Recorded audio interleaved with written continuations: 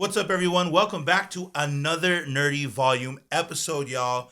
We got episodes 11 and 12 for Uncanny Counter 2, Counter Punch. So get ready, sit back, relax.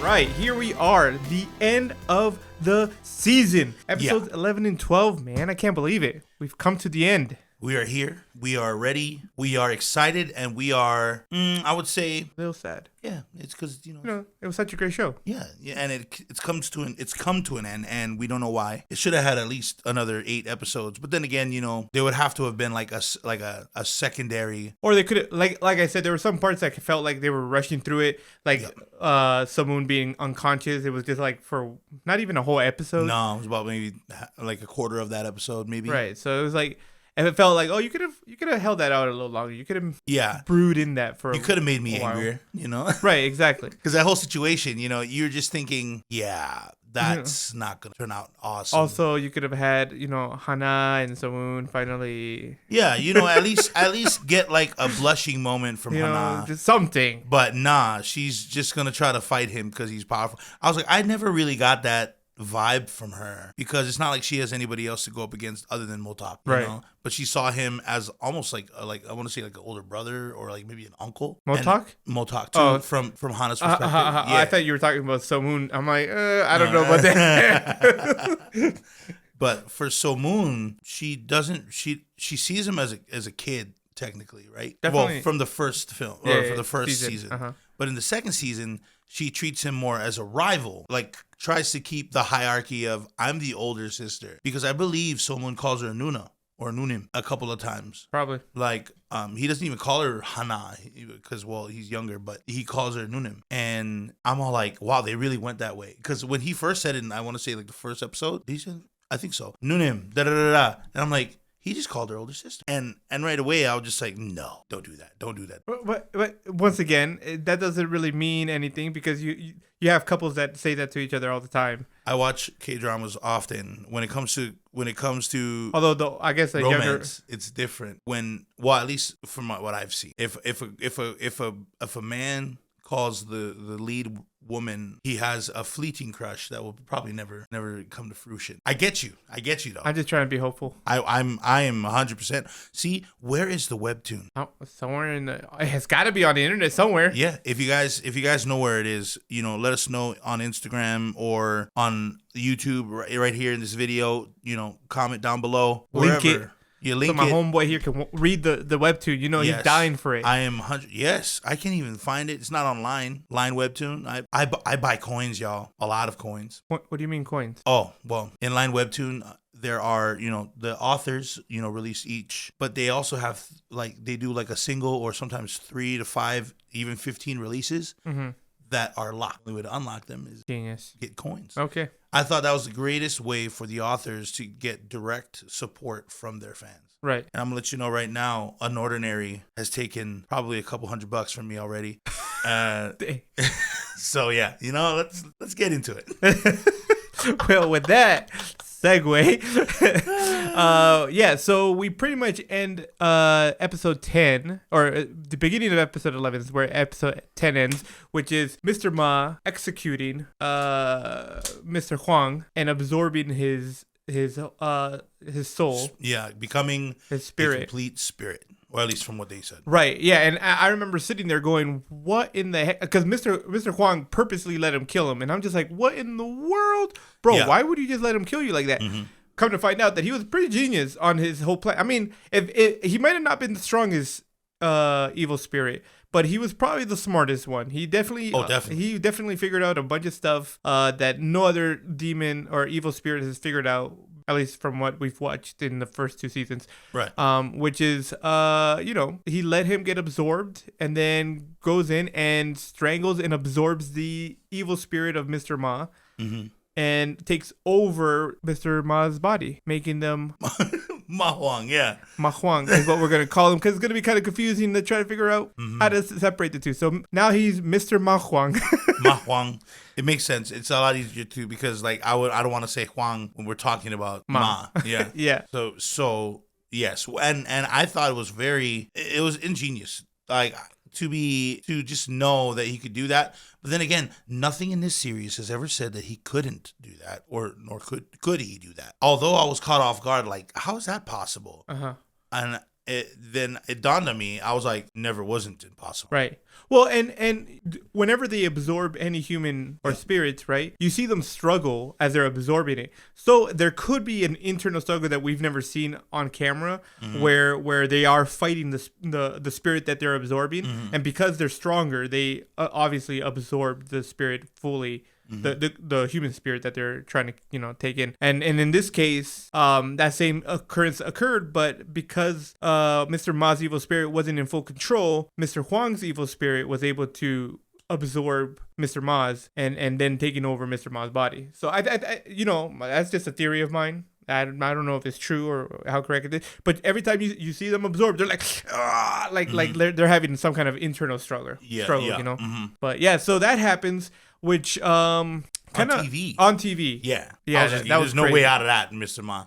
Yeah, you know what I mean? Super crazy. And that leads the counters to go chasing them because they're like because Mr. Ma was gonna surrender himself, right? And but because of what Mr. Huang did on TV and all this stuff, he went obviously after him or whatever. And as they're going, Jokbung, the apparently the smell of Mr. Ma Huang is just overwhelming. Like I guess a complete evil spirit. Yeah, he starts choking. Yeah, he's like he couldn't breathe. He was in physical pain from how bad it smelled, and he was. Yeah, he was choking and trying not to throw up everywhere in the vehicle. But Mr. Ma Huang was able to escape, and he escaped the premises by the time they got there and everything, and so they had that whole issue. And then you have them going to talk with their counterparts. And they're pretty much telling them now that he's a full spirit, he's got to be executed. Basically giving up on him. Yeah. And what's crazy There's no saving. Yeah, and before, and we all know in episode 10, before Mr. Ma made it to the hotel, I believe that he was gonna get summoned. Like he was just like, I'm good, it happened, and so Mr. Huang knew that. That's why seeing the counters give up like that, it definitely sucked. I was just like, man, talk about a misunderstanding. But then they understood. However, they can't save someone because it's not 100% them, and it definitely hurts the crew. But they can't forget that they have to face the fact that Mr. Ma is right. There's an evil spirit in Mr. Ma, right? Like well, by this point, I would imagine that they see maybe not the counters, but the counterparts, the border patrol. Yeah.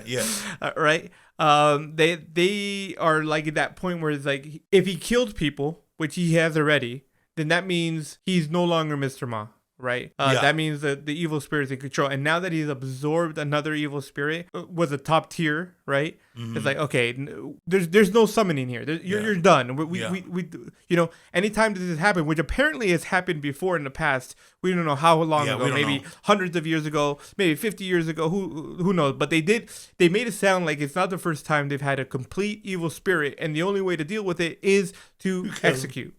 So they have to go and do that. And of course, Somun is like, no, I don't want to kill him. I want to summon him. And they're like, there's no summoning.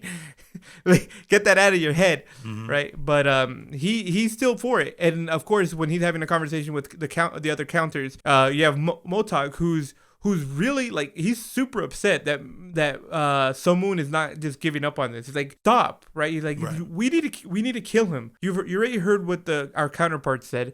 They said we have to kill him. There is no summoning, and you need to give that up. And I think for Mr. Ma, it hurts because he doesn't want to feel like he just gave up on a good friend or anything, right? While you have Somun who's still optimistic of possibilities that may occur. And Motak was just looking at it at a more rational. Yeah, he was very, very rational about it. He was making sure that he's like, look, my decision isn't based off of compassion, isn't based off of my heart. It is based off of safety. We need to protect people.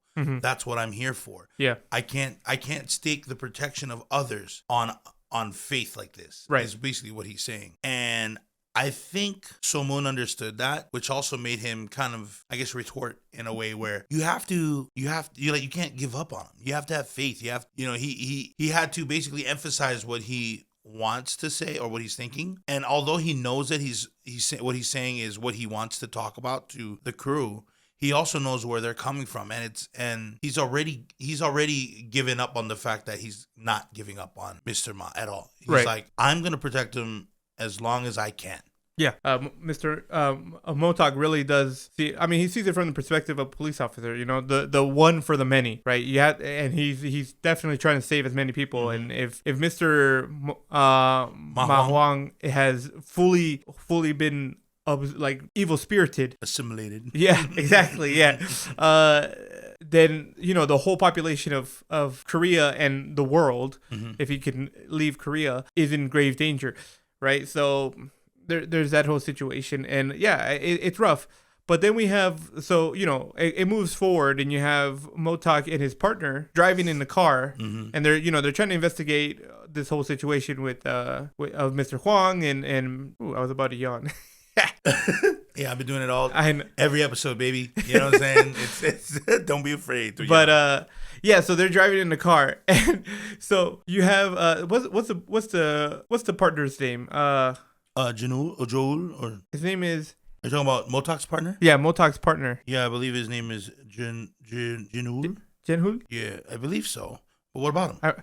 So they're in the car, and he's like, and you can see that he's looking on his phone, and Motok is like, oh, so when is it, right? And he's like, what are you talking about? Like, when is the wedding? Right. and the moment that happened, my wife and I at the same exact time, we just look at each other like, oh, he's gonna die. Dude, yeah. Like without hesitation, I thought the same. I was just like, yep, he's gone. Yep. Because you can't have that kind of happy ending. So yeah, I was like, oh no, why are you gonna kill this poor kid? He's about to get married. Mm-hmm. It's like we're gonna have another whole situation with Minji happening, but just the to a counter, right. And even though he already had his loss in the first season, Motok isn't getting a break. No, he's not. It wasn't his fiance that got shot in the head in the first season? I believe so. Yeah, I think it was. It was his fiance that he forgot. Yeah, right. Yeah, he had memory loss or whatever it was. Mm-hmm. Okay. Hanul. I'm like, I know the end of his name had an L in it. Hanul. Yeah. So that was the whole situation happened. But then they go to where Mr. Huang has been hiding this whole time. Yeah. And they go by themselves. And I'm like, why? Especially Motok. Like, I can understand Hanul going by himself. He doesn't know any better. He thinks he's just a regular old bad guy. Right? Motok knows this is a complete evil spirit. Mm-hmm. Why are you going by yourself? Right? And you go there, and they get to the entrance, and of course, Motok's like, oh, you go call for backup. I'm like, homie, you should have called for backup before you even made it to the place. Like Motok, bro. If the four of you can't take him without Somun, why are you going by yourself? With a human. Yeah. With a regular human. Yes. No powered human. I mean, technically, evil spirits aren't immortal. Technically. But we'll see that's not true in this case. Yes. So he sends them off to go get backup, and he goes in by himself. And, he's checking the place out. There's nobody there. Right. As far as we know. And then out of nowhere, Hanul comes in the back, and he's like, oh, and like he's looking in the dark room, and Hanul's like, oh, it looks like there's a body back there. And he's like, what? It's like, why are you even here? You should have been, I told you to go get help. Mm-hmm. And he's like, there's a body in there. And so he's looking in there, and you can see behind him that Hanul is pulling out his weapon, and he's pointing it at his head, and he's about to pull the trigger, and luckily Motok turns around, sees it in time, and jumps and shoots his hand away. Mm-hmm. And he's like, what are you doing? And everything. And then that's when you realize that it's not Hanul who's in control of himself. Ma Huang is there. Yeah. And they are, and they pretty much, they start fighting. Yeah. He knocks out Hanul. He shoots him like halfway across the room. And then Motok and Ma Huang are fighting.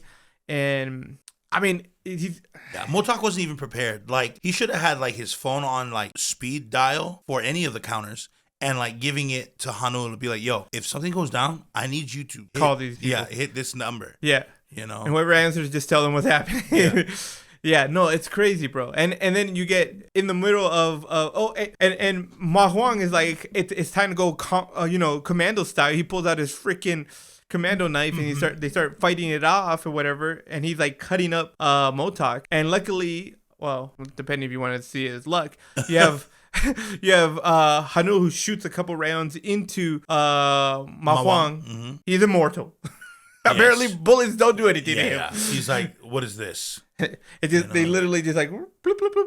And I like the fact that I mean a lot of people don't understand unless you watch like CSI is a good example of something that tries to be more realistic. I put quotes around that. But I like how the bullets that hit him are still full, like the round is not compressed, right? Because the moment you get hit by a round, the bullet compresses, right? And in some cases shatter into pieces and whatever. So these bullets just bloop. This is a more a technical thing than anything else, but they just kind of hit him, and then the full bullet that hasn't even got damaged, it just falls out. And I'm like, dang, he's like absorbent and repellent at the same time. Yeah, and then like dust it off. Yeah. And you know what's crazy is that it's probably because of the psychokinesis. I don't think it's because it's his body. I think it's just his body repelling it. You think so? I think so. Well, I mean, I've seen it done a lot in anime, and this is based off of a webtoon. You know what? And in that case, I could accept the whole bullet not compressing under pressure, because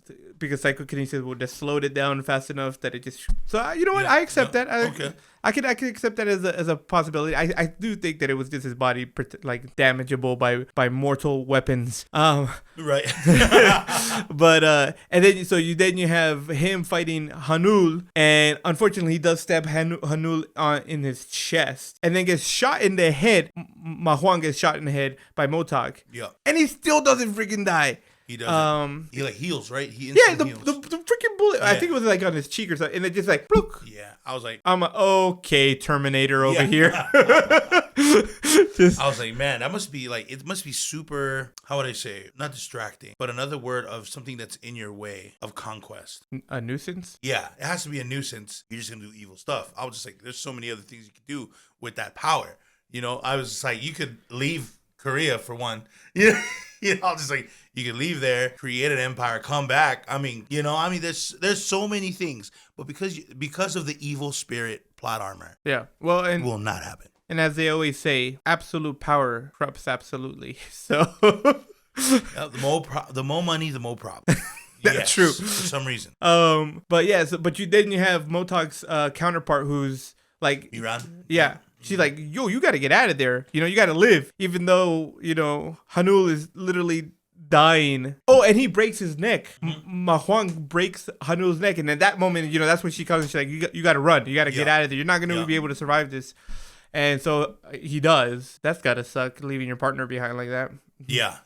I can only imagine the survival's guilt that you would get from leaving your partner in that situation. Oh, yeah. Shoot. Especially him being a young one, being about to get married. About to be married, yeah. Is not a counter and has no business being in this situation. Mm-hmm. Yep.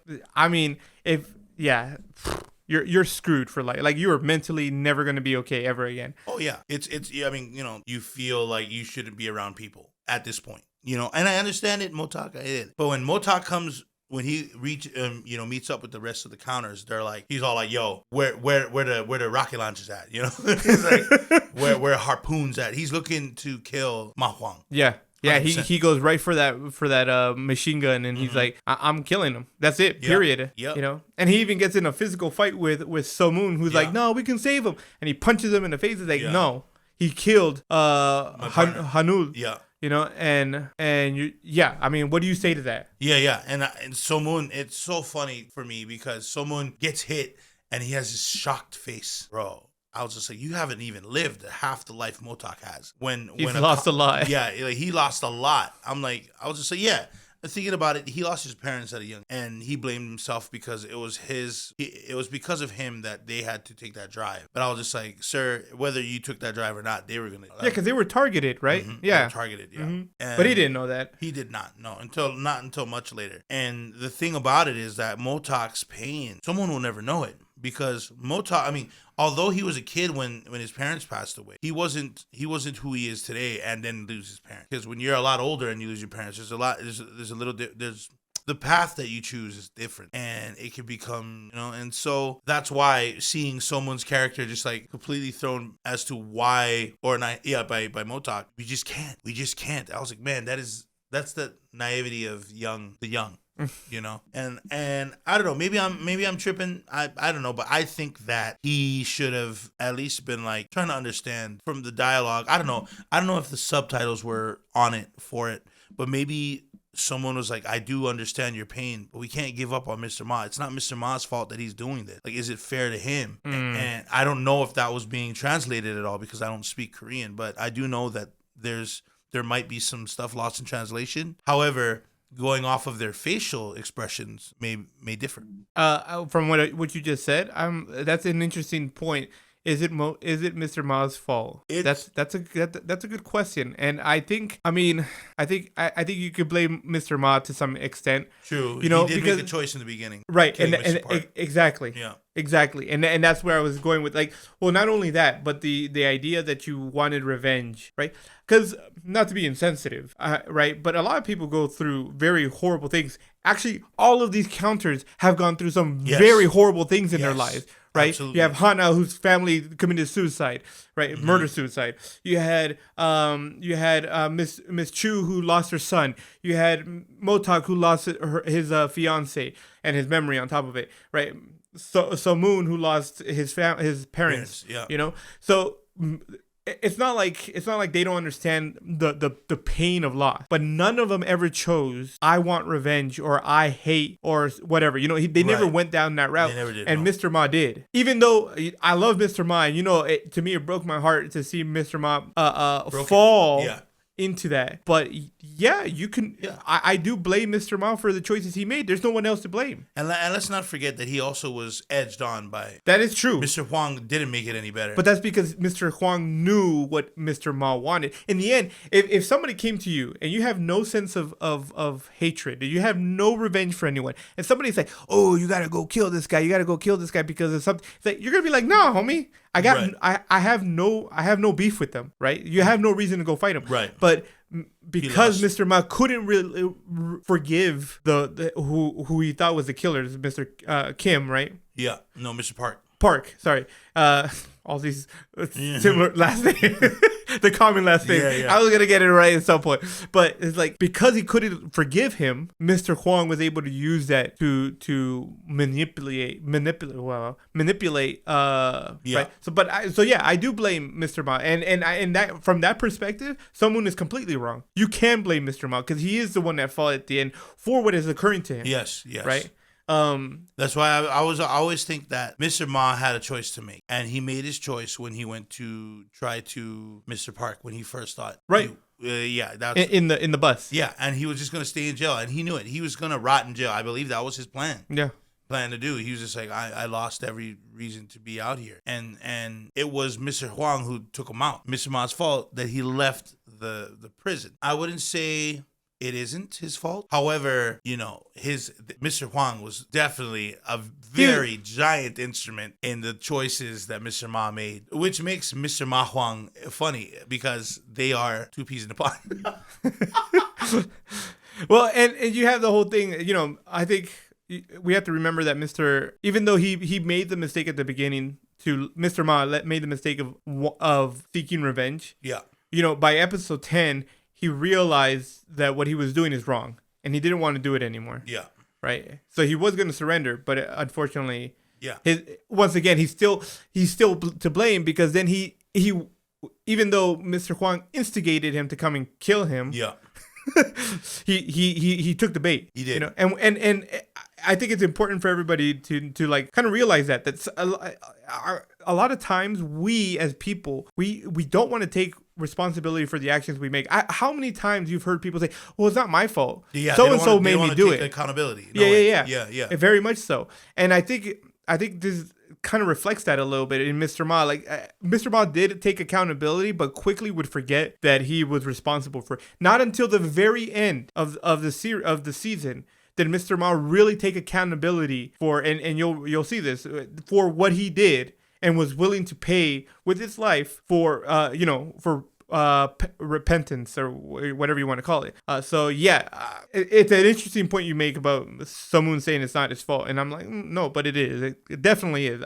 Yeah. Every choice that was made, because he made choices prior to that. Yeah, because you give someone food if they're hungry, they're gonna eat. Yeah. Like that's kind of a natural thing. So if you give someone who's angry and mad power to seek vengeance, they're gonna do it. Like, right. And after the whole thing between Motok and Somun decides to go into Mr. Ma's head, and I don't know how he did that. I forget how he did that, but he ended up in Mr. Ma's head. And who does he find? In the black sludge pool that is in Mr. Ma's head, and that probably shocked the heck out of him. It did me when he choked out the original right spirit.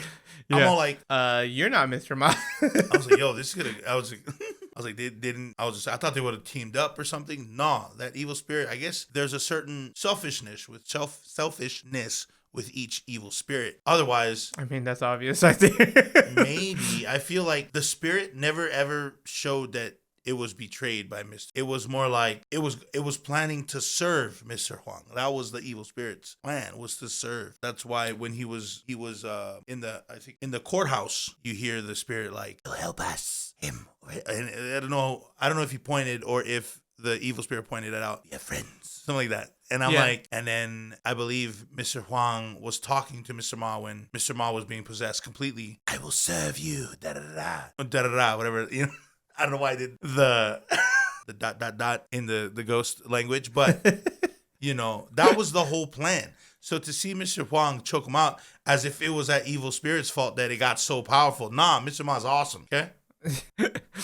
I that's interesting that you make that point too. Because I think that even though that evil spirit was willing, it was willing to serve to an extent until its like desires were met, right? Yeah. Because look, I mean, you could say the same thing about Genny, right? Or Gelly.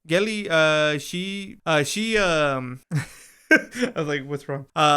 She was very obedient until she found out that, okay, if we're not homies, And I think at some point there would have been some kind of disconnect anyways, because I think in the end they all want whatever they want. Yeah. And if there comes a point where there's a fork in the road and they'll take a separate path. I don't think evil spirits can stay together for too long because they'll betray each other at some point. Well, at least not for Gelly, because Gelly, the reason why she felt betrayed was because Huang left Wong to die and didn't care about it. Where Gelly's like, yo, our guy is gone. Like, what are you gonna do about it? We have to do something. We can't just sit on our laurels, which is what he did. He was so fixated on Mr. Ma's and So Moon's power that he could care less about his homie Wang. Right, and that's what I'm saying, because he that fork came where he's like, okay, either I choose my allies or I choose new allies and get to what I want. Yep. Right? She started to see that. I was like, okay, now they can't. I don't think evil spirits can stay together for very long before they start their desires start to conflict and they want to do different things. Right. And Mr. Huang, he just didn't care. He was like, he was very open about, hey, if you ain't good for me, if you ain't going to do good for me, then we are, I'll cut you out. Right. And he did. Right. So yeah. And you have to also think, I mean, not that Getty really cared for Wang because she went and killed his physical body after. Yeah. Mm-hmm. So there's all that too. Like she had her own motives for everything as well. Yeah. But yeah, no. So you have that whole thing where he goes into his conscious or his subconscious, and you see that Mr. Huang is there, or Mr. Huang is in there instead, and he's getting choked out by Mr. Huang, and a little light appears that helps him get out of his conscious. Mm-hmm. Practically at the same time, you have not the same time, but later you have what's his name, Motok.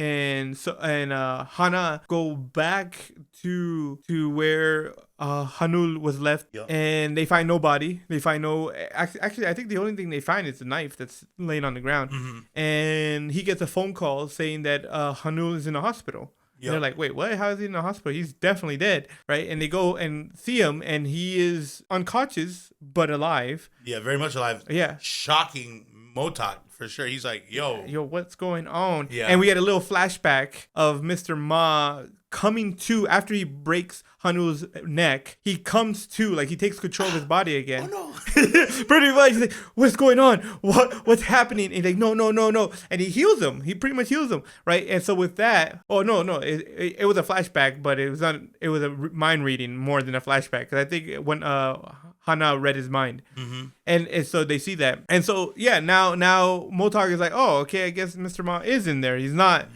fully gone yet. Yeah. And they already know that Mr. Huang is in there making Ma Huang. At that point, they've already made a decision, but also Mr. Ma Huang has found their base, their secret hideout. Yeah, Mr. Ma already knew it. Yeah, because Director Choi. And so and so Mr. Ma Huang was like, yeah, let's do this the right way, and then just touch or just kind of, I guess, goes into his memory body, right? Well, when they were fighting, because after Mr. Ma saved Hanul, Mr. Huang is like, what are you doing? No, this is my body. And so they had like a inner struggle battle going on, where he's punching himself and throwing himself around. And in that moment, Hanul was able to somehow read his own mind or Mr. Ma's mind, and sees where, it's like, you already knew where the freaking hideout is. Okay, let's go then. And then he takes control again of Mr. Ma, becoming Mr. Ma Huang once again. Yeah, and slicking back his hair. Yeah, putting his coat on. Yep. I was just like, it's funny because Mr. Ma has like that very happy looking face, almost like Kuroro Sensei from Assassination Classroom. That very big happy smile, and then you slick back his hair. I was just like, this looks hilarious. It's like Kuroro Sensei cosplaying as a Yakuza guy, or a dude, a part of a corporation, right? A corrupt corporation. It was really cool. I did like the glow up that he had. So. Yeah. I thought it was pretty cool, because then you kind of you get an idea. It's like, okay, we know who's in control, and we already know what Mr. Huang's style is, right? Slick back hair, black coat, and all that. So you're like, okay, he's back in control and everything. And yeah, he goes to the camp. Actually, there's a few times where they're fighting him, and they're like, Mr. Ma. And he's like, I'm offended. Do you not see how I'm dressed? He's like, obviously I'm not Mr. Ma. Right. He wants people to know that this isn't Mr. Ma anymore. This is Mr. Huang in Mr. Ma's body, right? And so, but yeah, he goes to the and the people at the hideout is only Hana. No, I'm sorry, Mrs. Chu or Miss Chu, Director Choi, and Jokbung, and I think you had Samun that was with Mr. Ma's mom at the hospital. Yes. And then you had Hana and Motok at the hospital, at a different, I don't know if it was at the same hospital or a different hospital, but they were at the hospital with Hanul's unconscious body, going, whoa, he's still alive and all this. So they were there by themselves. And you had Jokbung, who had like a nose plug or whatever you call it, hangers, like clothes hangers or whatever, over his nose, and he's exercising, doing some punches, and then he takes it off because he's about to eat, and he gets the worst sense of like the awful stench, right? And he's freaking out. He's like, oh my god, and he starts throwing up. He's like the Exorcist at this point. He's like, I was like, oh, I didn't expect you guys to show that. I was actually surprised when they started showing him throwing up. But they went hard on this. Yeah, they really did. And 12 episodes is why. Right. And then he's throwing up, and they're like, what the heck is wrong with you? Choi and Chu, and they're like, what's wrong with you? And he's like, he's here. And he's like, oh no, where? And they're like, oh, where is he? Like, they thought he was like, he's appeared somewhere. Right. And he's like, no, he's here in the building with us. And they are freaking out because there's only the three of them. And debatably, the three weakest of everybody who's, fighting wise, strength wise, they're the three weakest for sure. Especially Director Choi, who has no counterpowers really to that extent. Kind of strength, yeah. He has a little bit. Because you see him fighting in like the beginning where they go into that warehouse, and he does fight a little bit. So he does have some amount of strength, but not to. I don't think to the extent of anybody else. Yeah, like if counters were like how would you say, gods or something like that?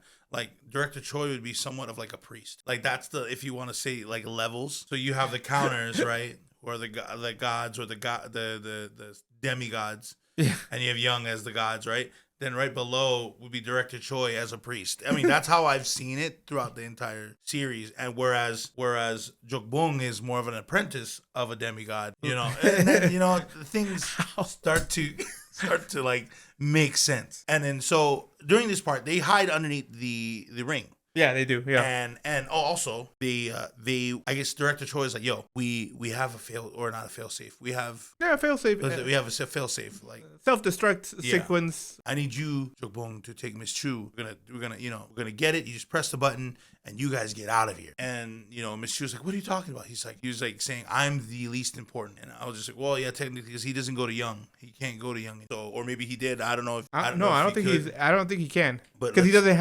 have a counterpart anymore. Yeah, he doesn't have the dots in his hands and curly hair. He has a gnarly mustache, though. Oh, such a good mustache, bro. Every time I see his mustache, I'm just like, man, when I'm old, I hope my mustache looks as good as yours, bro. Yep. And then as soon as Mr. Mawang walk in, you see Miss Chu come out and starts to and Jokbong. Miss Chu decides to distract Mawang by fighting, and Miss Chu is getting bust up. Okay, she's getting bust up, and you see Jokbong going out the ring on the other side and just kind of like dipping towards the failsafe system. And when he finally gets in, right before he hits the button, he gets psychokinetically tossed across the room, and I'm like, of course he can do that. I'm just all like, you have to do something where he took so long thinking. Yeah, and I believe he wasn't able to get it open in the beginning, right?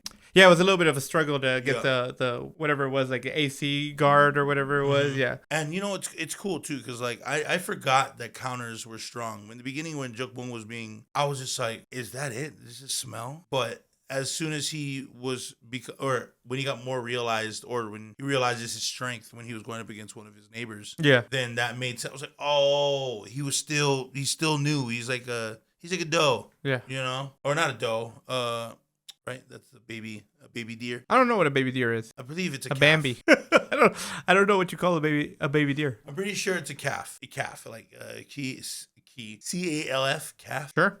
I'm gonna say yes. Yeah. I'm gonna say yes. I don't have my phone on me to figure that out. For sure. Okay. But yeah, baby deer. Yeah, I said a doe. That's a female deer. That is. Watch doe. Music. Doe. A deer. A female deer. Didn't mean what I was trying to say. All right. So yeah, he had a struggle and he got psychokinetically thrown across the room. But that's when Somun and the crew. No, just Somun. Somun by himself. Yeah. Where is Motak and Hana? They're trying to come to the. Oh yeah, they're in the Jeep, right? Yeah. and they're trying to come. So Moon starts to fight him, and so now it's 4 against 1, and they're doing a pretty good job, and they are able to push the button for the. I think it was Somun who eventually pushed the button to start the self-destruct sequence. Yeah. Which apparently only Somun and Director Choi knew about. Right, he's like, me and Somun talked about this. I'm like, you didn't decide to tell anybody else? What is going on here? I'm pretty sure that's some important information. Right, but I thought that was pretty funny.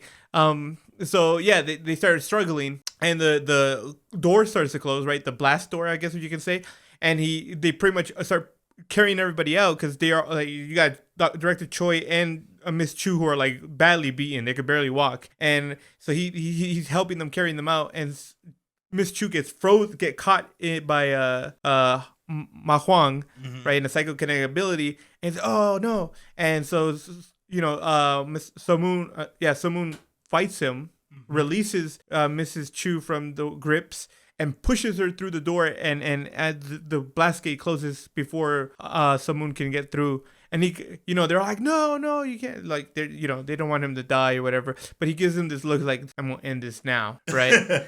And I was like, oh. And I definitely thought when Mr. Ma Huang came, I really thought that was the end of either Director Choi or Mrs. Chu. I was like, this is the ending I was expecting. I'm ready for it.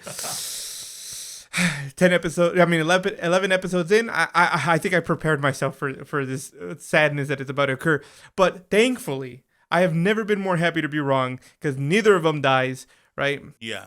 And so they start fighting. You have Somun and Ma Huang fighting. And in the process, Somun is about to get his butt whooped. Mm-hmm. He is getting his butt whooped. And the blast door starts to get open. And that's when Hana and Motak showed up, and they all opened the freaking blast door together, and they come in, and someone is like laying on the ground, And that's when Motog is like, we're not going to kill him. We'll summon him, right? Yeah. And because he's now on his side. He sees that Mr. Ma is actually still in there somewhere. And yeah, so that's pretty much how episode 11 ends. And episode 12 obviously starts right. Yeah, picks up. They're fighting him. And they're in the air. Yeah, there's like a whole bunch of stuff. Well, they start fighting him. And So Moon pretty much says, okay, I have to get back into his conscious. Right. Like, and Motaka looks at the clock. It's like 3 minutes. That's plenty of time. And so he gets back into his conscious, but they have to protect him while he's in there because obviously his body's limp now. He can't do anything. Right. And so you have the other four fighting him physically, and you have So Moon fighting him in his conscious, and they're like they're just battling now. And I remember at some point I'm like, I'm pretty sure 3 minutes have passed. They're dead. But obviously TV time moves much slower than real time. Very much so. Yeah, 45 minutes could mean a minute to 3. Yep. And especially if you're watching Dragon Ball Z. Yeah, or One Piece. Yeah. Oh man, those could last for. It's like you talked for the entire episode and only 10 seconds have passed. Yeah. So when you see someone, Mr. Wong, fighting in the conscious realm, I don't know why, but I was like, this is the perfect time to do any kind of capoeira in there, because like they have the shorts for it. They have. They could probably do it, but they don't know how to do capoeira, which is okay. But I thought the setting was perfect for it. But I can see that. It would have been cool with the water flashing everywhere. Yeah, no, that would have missed opportunity. Right there, and then you flash into the physical realm, the overworld, so to speak, for those who are Minecraft players, huh? You see them fighting and literally just getting destroyed. Like nobody can use psychokinetic powers, and Mr. Ma Huang is both Mr. Ma and Mr. Huang. And never did he think of how to subdue them. I don't know why. I mean, I get it because it's a show and, they have that plot armors. But, like, there was so many items in the room that he could have used to, like, pierce them up. You know what I mean? I'm like, he could have ended them a long time ago. True, like, but Director Choi would have been the first out. Yeah, Director Choi would have definitely. Yeah. But there was that one thing Motok threw at him. It was like it looked like what was it? Oh, it was a freaking weight, man. It was a 45-pound weight that he threw at Ma Huang, and Ma Huang like directed it into the wall and then grabbed it and threw it at freaking Hana right in the head, and she still didn't die. Yeah, just true. But I'm talking about Pierce. True. Which brings me to this very simple point. Season 2, episode 1, Hana is being thrown to a car, and for whatever reason, Motok jumps to protect her so that she doesn't get hurt. The woman just got hit by a 45-pound weight going probably like 30 miles per hour, and that is less dangerous than her flying to a car. Yeah. I'm all like, we'll be fine. Miss Chu's there. I just thought of that right now, and I'm like, priorities, people. Yeah. And even speaking of the first episode, I always wondered why Motok caught the bus with the car, but I believe the tires are supposed to help grip the road. I don't know. I could see that. That's the only reason as to why I thought that was there. And otherwise, he could have just stopped it. And the car is a little bit more cushioned. Like instead of physically stopping him with his hands, there's a little bit of a car to like help him absorb some of the shock. True. Many things. It's like half logic, half Power Rangers kind of deal. Well, and also from a physics point of view, the car, because it weighs like, let's say, a couple thousand pounds. I would think it weighs a couple thousand pounds. Yeah. Because the car weighs a couple thousand pounds, the inertia that bus requires to move the car in comparison to moving a couple 100-pound man requires a lot more force to move that car. And so using the car would help in slowing the bus down from a physics point of view. Yeah. I was about to say I never took physics, but I did. I did. You just blocked it out of your mind. Yeah, I got a C in it. I did all right. I don't know about anybody out there. If you've ever taken physics, let me know. Did it ever change the way you looked at the world after? Because I remember taking physics and then looking at the world and going, now I see everything in a whole different light. It kind of blew my mind. And if you haven't taken physics, pretty fun class if you like math. Yeah. Why haven't you taken physics? No, everybody should take physics. The experiments are pretty interesting too. But yes. It helps turn it to 11. It does. Because the turning part is physics. Yep. Because the apple falls. Don't know if you knew that. Physics. Yep. Very true. Everything we just said. But yeah, so back to what we were saying. Yeah, back to the 12 episodes. Yeah. You have them fighting. They're all getting choked out. Even So Moon is getting choked out in the subconscious. Yeah. And I remember my wife looking, and she just goes, is that all he knows how to do is just choke people? And I'm like, what do you mean? He's like, all he's done is choke people. And I'm like, he is a fetish. Now that you mention it, he does only choke people. He really must like seeing like the light like leave their eyes, you know? Have to. I mean, that's what he did to human counterpart, not the evil spirit, remember? Yep. In the car, he's like, choking. I love you as I choke you. No, I love you, right? The girl's tripping out like, who is this guy? Yeah, doesn't even know. We're good. Okay. Anyway. So he you know, he's choking everybody else. My wife is like, is that all he knows how to do? It's like, yeah, if you don't know how to do any kind of like special martial art, like acting martial arts, yeah, choking is a pretty way. He has psychokinetic ability. Yeah. Why is he gonna try to kick you when he could just pull you to him? And so they're all getting choked. Even So Moon's physical body's getting choked. He's just choking everybody. It's a choke for you, a choke for them, a choke for everybody. You think he's Oprah or something over here. And in the process, you know, So Moon does his iconic, I'm about to go unconscious, so a tear falls from my eye. And it falls into the muck, and from it, light starts to shine, and the clouds that were overhead start to part, and light starts to go into the room, and Mr. Huang is like dying of radiant damage for all those D&D players out there. Yeah, losing like 12 HP like every 2 seconds. Yeah, he's like and in that process, you know, he gets weakened, and Mr. Ma takes control of his body, physical body, and he's like, I'm going to end this. And he goes, and like I said, this is where he redeems himself, right? He's like, he realizes it, and he goes, and there's a part of a staircase that, you know, the bar is hanging out, and it's a sharp end, and he digs it into his chest. And not only does he dig it into his chest, but then he grabs even more of it and pushes him in. I'm like, bro, you've already stabbed yourself. Yeah, I was like, bro, you done. I don't know how much harder you need to go. He's like, this is the worst thing I could do to myself. Yeah. He went ham on it. Like, yeah. I'm like, oh, he's walking up that bad. Bro. You got a whole trickle of blood coming off of the freaking. I'm like, dang. Yeah. I'm like, no, Mr. Mao, don't die. I still love you, bro. Yeah, man. I thought, and you know, I would think that So Moon would get like a couple combos in, but I believe he hit him like maybe once or twice. Yeah, and then he summoned him. He's like, I'm gonna summon you, and he summons him inside of the spirit or whatever, or inside of the consciousness. Yeah. Yeah, and so they pretty much win the fight there, and he gets summoned, and I like how, you know, and then So Moon is looking for Mr. Maz, and he finds them in what was the abandoned buildings that they were gonna buy, but it's not abandoned right now. It's all beautiful, and he wants to be with his family, and So Moon is pretty much saying, he's like, bro, they're not here. You shouldn't live this way. You should try to live a life. Minji wouldn't want this of you, to live in you know, depression and all this stuff. Yeah, yeah. And of course everything is starting to break apart. He's like, you need to come with me. You need to come out. And on the outside, you have everybody's like, So Moon isn't alive yet. And I'm like, yeah, Ma is just bleeding out to death, people. Do something. Yeah, I was just like, are they gonna let him die? I mean, I thought they were. It would make sense if they did, not let them, but like if they had nothing, they couldn't. Because if Miss Chu isn't already, like, you know, doing the whole "I can save you, trust me" thing, if that's not going on, then right. I guess he's gonna die. I just like how casual they were when Miss Chu was like, "Oh yeah, Mr. Ma."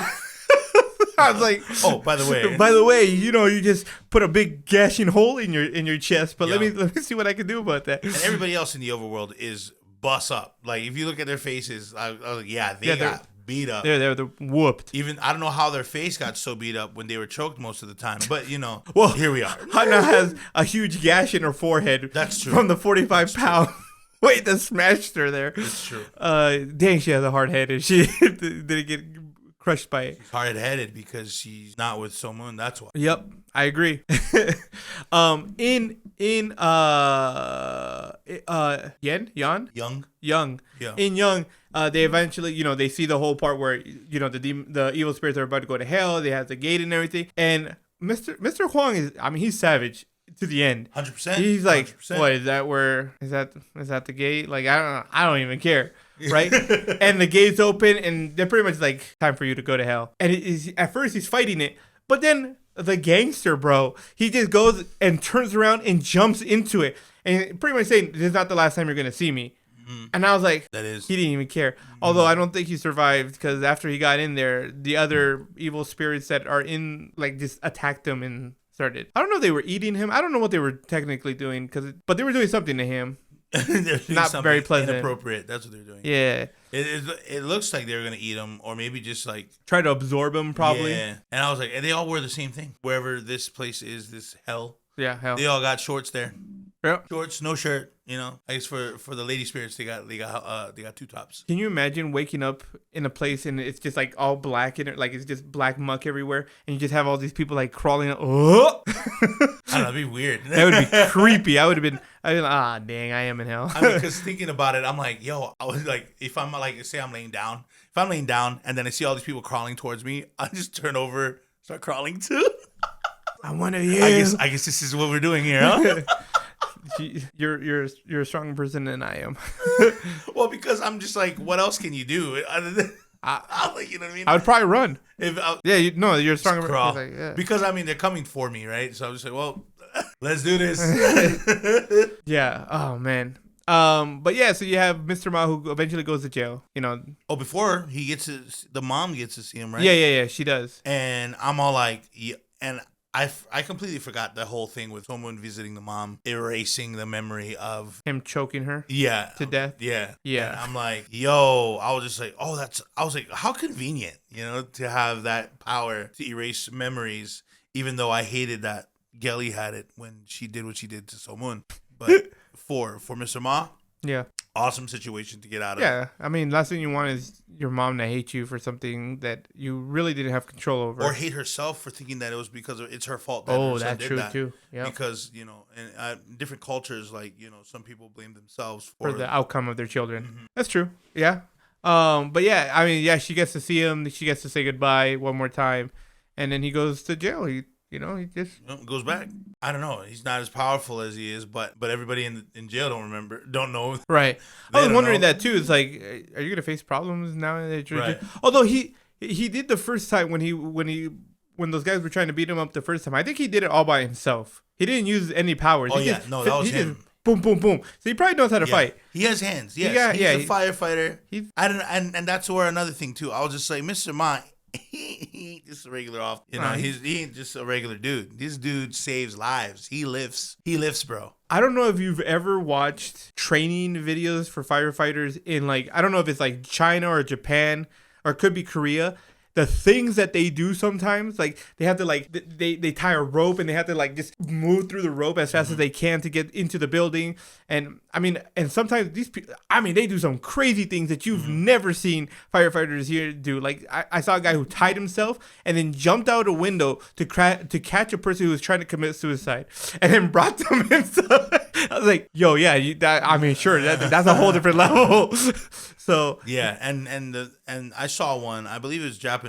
It was a Japanese firefighter video, and this guy had rope on the ground, and it was just laying in one fold, and he grabs it and like a yo-yo, he's just slinging this bad boy around his waist, and he made like a gurney. I don't know if that's the right term, but basically a seat, and then he grabbed one of them those clips, right, and the clips to how do you call it? To secure the gurney on his body, and then he clips himself to the zip line, and then he goes across the field in the air on the zip line. He wasn't the only one. There was 3 of them that did it at the same time, and they were all doing the same knot, and I was like, yo, this is incredibly impressive.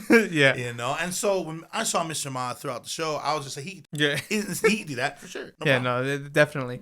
But yeah, so he definitely could handle himself in prison if he needed to. Yeah. And you had, so you come to find out that the counterparts want Somun to go meet other counters and teach them his ways, because he got new abilities that nobody else has seen, like psychokinetics and all this stuff. So they're like, you need to teach these other people. And so he goes abroad, and of course he tells his homies, and they all get upset, especially Motok and Chokbung, who's like, but we we want to go too. What about us? It's like, you both can't do it, so no. Sorry, you don't have psychokinetic. You don't have psychokinetic certificates. You Right. have to get that first. Yeah, and yeah, then, you know, the application process. Exactly. So he goes out for 6 months, and you have a little montage of how everybody's been growing or what they've been doing for 6 months, which is all really nice. I thought it was pretty cool. And then apparently Moon goes to Germany, and he sees a girl there, and you come to find out that the girl is Weijin's, which was very confusing.